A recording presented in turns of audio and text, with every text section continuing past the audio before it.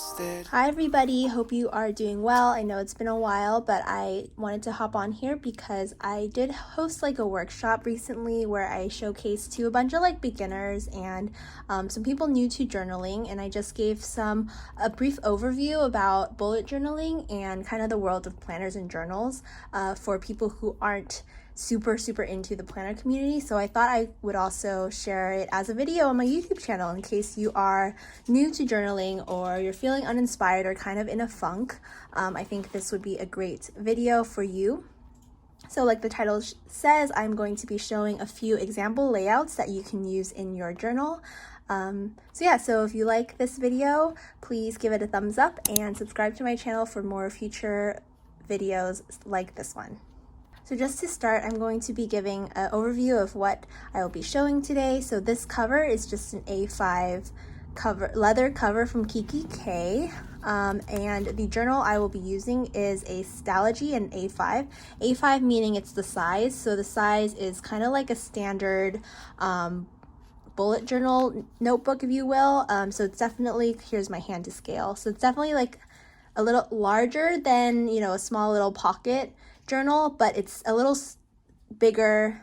It's bigger than a pocket journal, but it is smaller than kind of those big composition notebooks that you might be familiar with.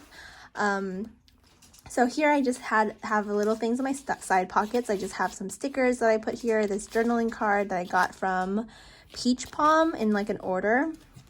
And this is just a calendar die cut from Paper Kumiko, and back here I think I just have some random papers and notes and things like that. So let's get on to showing you some examples of some layouts. And before I get into that, I wanted to also kind of talk about what I do use a planner for. And I know a lot of people, they think that they hear the word planner and they'll think that it's just kind of like a schedule, but a lot of people don't realize that you can actually use a planner for so much more than just a actual scheduler or calendar, if you will.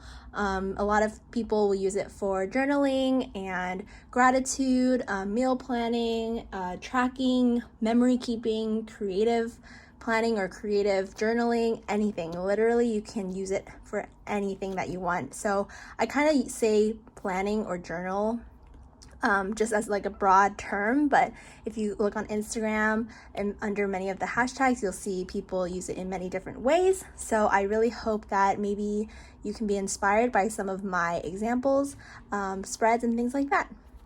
So again, this notebook is just A5 size Stalogy from Amazon, and I'll show you what the inside looks like.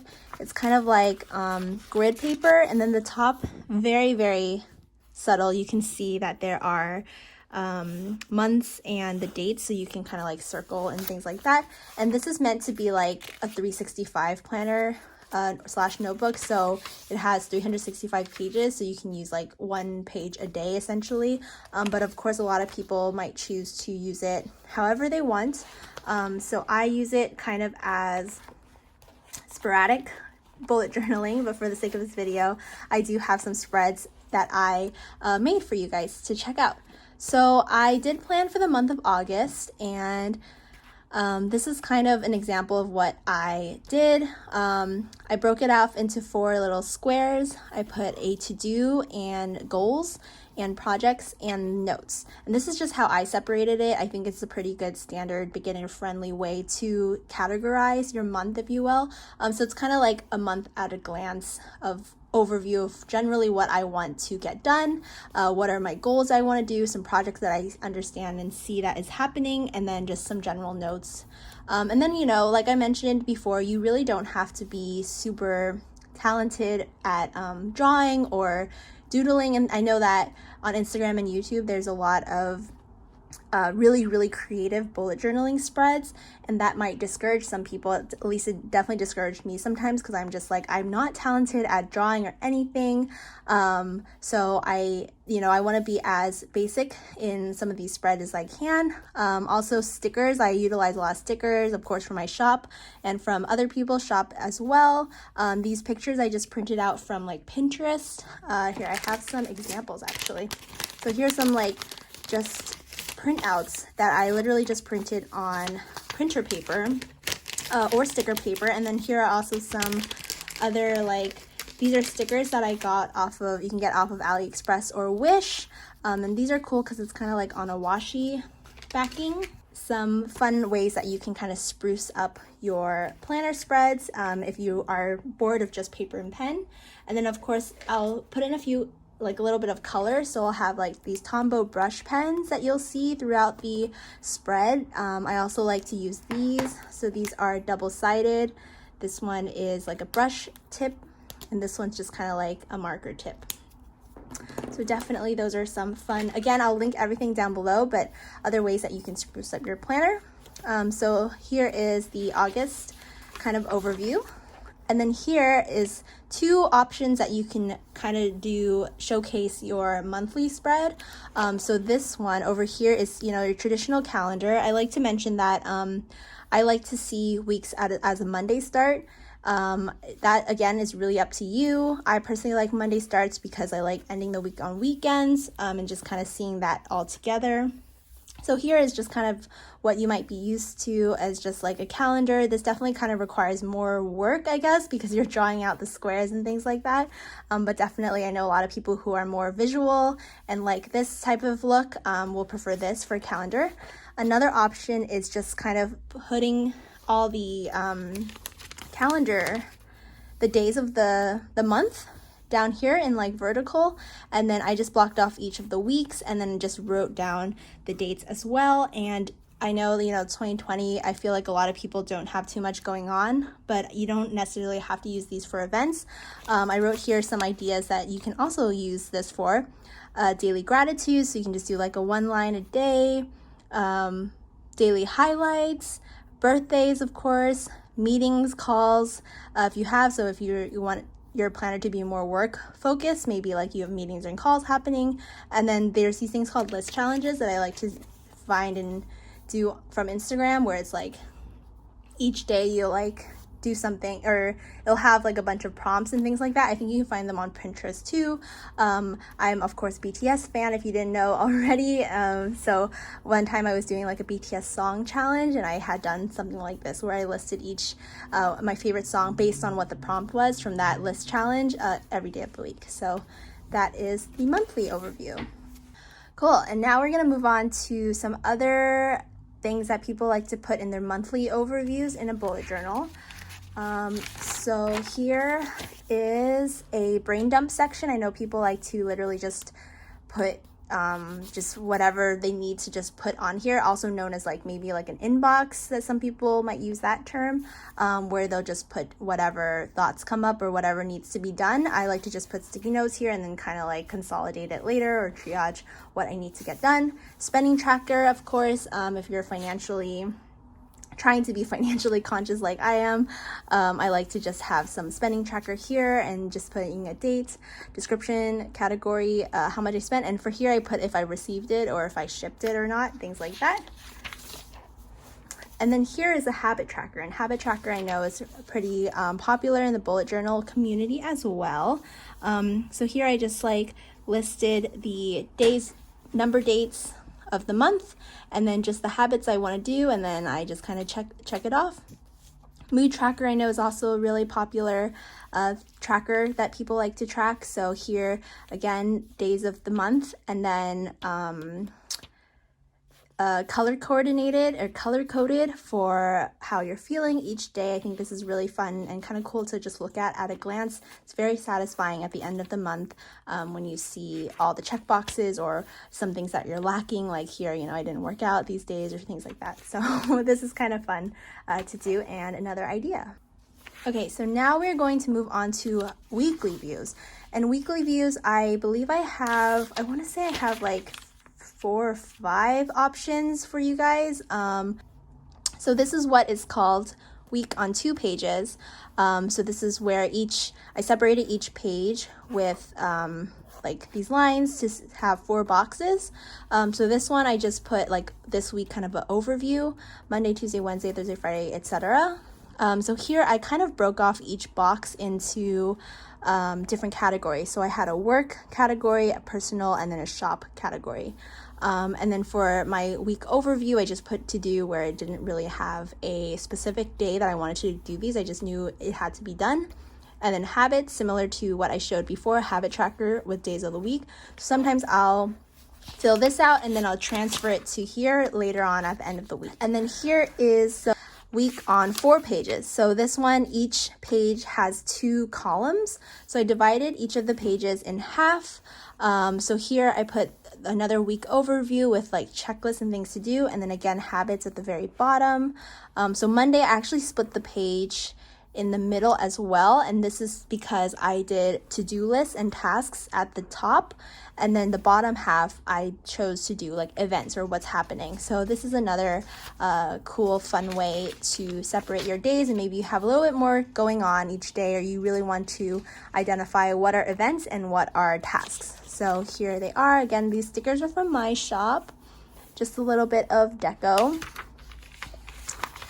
And then the next idea is week on 1 page, and this actually can be used alone, which I'll show you later, or it can be used in conjunction with daily pages, which is what I'm going to show you next as well. So this is kind of cool and fun because this sometimes I'll use this for like pre-planning, so meaning that at a glance I'll just kind of jot down what I know, like okay, I know this is happening on Thursday, I know this is happening on Wednesday, etc., and then you can kind of see what's going on, and then you can really get down into your daily pages more later on. Again, habits here and the to-do list here. So the to-do list that I have here are pretty much not day specific tasks. These are just tasks that I can do any day, and I just know I need to get it done by the end of the week, and I can kind of just like triage it to whichever day I want, or here that I'll later show you. Here, another way that I like to use these are maybe top priorities or top priorities or top 3 to-dos each day. So things that, you know, again, I know I need to get done. So that is that. And then again here, like I said before, these are daily pages. So each day, each page has its own day spread. So here, Monday, I separated work, shop, to do. So similar to how I was doing the week on 4 pages, and then just notes at the bottom. Again, I like this because you can really be flexible with how you want to lay out your days. Maybe some days you don't have work things, or you don't have shop things or personal to-dos, so you can do that. The only thing about daily pages, I know that people think that it's like a waste of space a lot of times because it's just a lot of blank space if you don't have anything going on. So like similar to what I said earlier, here I literally only had work and shop things. I didn't really have much here. I could have decorated here and stuff like that, but sometimes simple and minimal. Look, I like it, very clean. Here's another example that you can do: work, shop, and personal at the bottom. So just kind of separated that. So, and then Thursday and Friday I did something a little different. I did something more of kind of like an hourly spread. So here I kind of did like more of a schedule or like a timetable. So this is what I did here, or like calendar blocking. You know, that is something popular that a lot of people do. Kind of block it off so you can be more visual. Similar to this one, like I blocked off that I knew work was going on here, lunch, things like that. And then again, here some more to-do lists.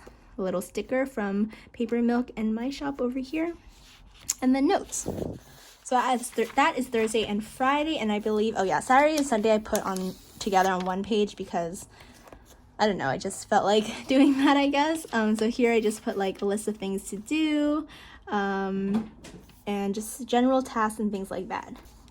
Cool, so now moving on to week on 1 page ideas. So this is similar to what I mentioned earlier when I talked about I was using this in conjunction with these daily pages. By the way, you can use this in conjunction with any of these spreads that I talked about today. It doesn't have to be used with daily pages. You can mix and match, and I think that's what's the great thing about bullet journaling is just the flexibility and the ability, the creativity to do whatever you want. So this is, I use this in conjunction, and this is just what it would look like on its own. So again, sidebar, and the sidebar, you can really make it your own.